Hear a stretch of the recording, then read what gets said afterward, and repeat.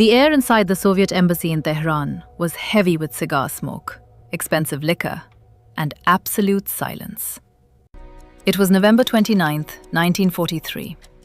Around a single dinner table sat three men who controlled the fate of the Second World War: Franklin D. Roosevelt, Winston Churchill, and Joseph Stalin. They were allies. At least, that's what the world believed.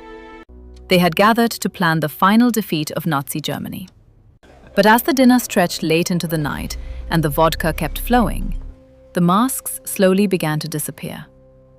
What happened next never became part of any famous treaty. It lasted only a few minutes.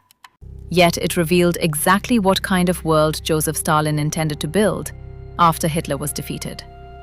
And it forced Winston Churchill to draw a line that would shape the future of Europe. To understand why that dinner became so important, you first have to understand the war they were trying to end. By late 1943, Germany was finally losing. But victory had come at a horrifying cost. No country had suffered more than the Soviet Union. Entire cities had been reduced to rubble. Millions of soldiers and civilians had been killed. The Eastern Front had become the deadliest battlefield in human history. Because of that sacrifice, Stalin believed the Soviet Union had earned the right to decide Germany's future.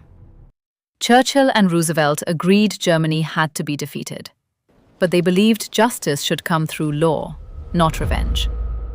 Late in the evening, Stalin stood up. The conversation stopped. He slowly raised his glass and calmly explained his proposal. Once the war was over, he said, the Allies should gather 50,000 German military officers and technical experts. No trials, no courts, no investigations.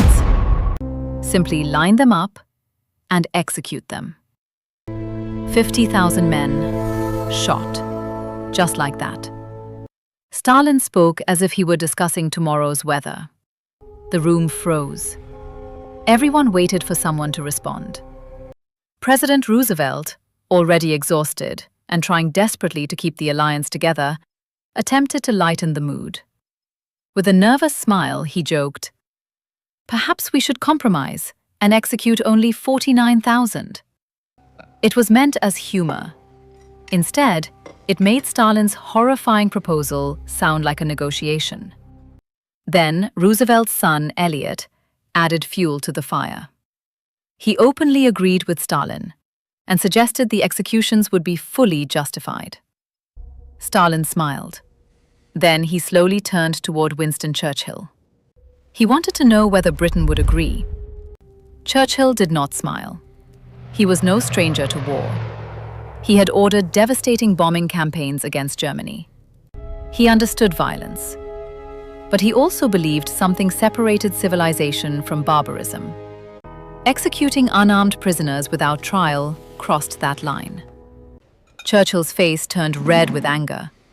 He slammed his chair backward and stood. His voice echoed through the dining room. "I would rather be taken outside into the garden and be shot myself than stain my country's honor with such infamy." Without waiting for anyone to answer, Churchill turned around and walked out. For several moments, the room remained silent. Churchill stood alone in a nearby room, furious. Then footsteps approached. It was Stalin, smiling, relaxed. The Soviet leader placed a hand on Churchill's shoulder and claimed it had all been a joke. Churchill returned to the dinner table, but he never believed him. Years later, Churchill admitted he understood exactly what had happened that night. Stalin wasn't joking. He was testing them. Testing how far the Western Allies were willing to compromise their principles. That uncomfortable dinner revealed something far bigger than a disagreement over Germany. The war hadn't even ended. Yet the next conflict had already begun. Churchill's decision to stand up and walk away wasn't just an emotional outburst.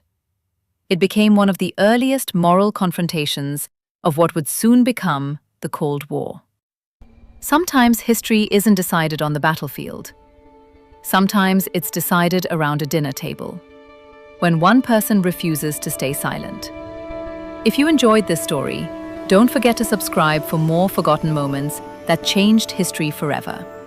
And tell me in the comments, do you think Stalin was really joking?